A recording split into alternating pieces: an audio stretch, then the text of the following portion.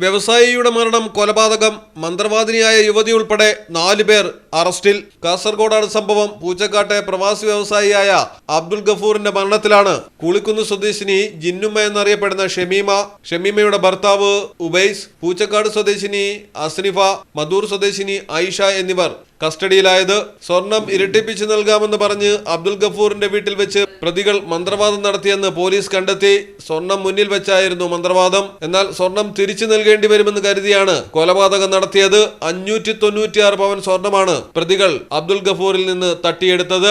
പൂച്ചക്കാട് ഫറൂഖിയ മസ്ജിദിനടുത്തെ ബൈത്തുൽ റഹ്മയിലെ MC Abdul ഗഫൂറിനെ വീട്ടിൽ മരിച്ച നിലയിൽ കണ്ടെത്തുകയായിരുന്നു. മരണസമയം വീട്ടിൽ മറ്റാരും ഉണ്ടായിരുന്നില്ല. സ്വാഭാവിക മരണമെന്ന് ഭാര്യയും മക്കളും ബന്ധുക്കളും കരുതി മൃതദേഹം സംസ്കരിക്കുകയും ചെയ്തു.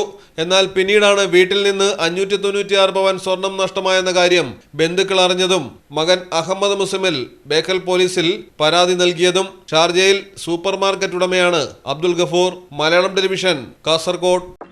കടലിന്റെ സൗന്ദര്യം ആസ്വദിച്ചുകൊണ്ട് ഒരു ലക്ഷറി ക്രൂയിസിൽ പോയാലോ? മിനാർ ക്രൂയിസ് കൊച്ചിൻ.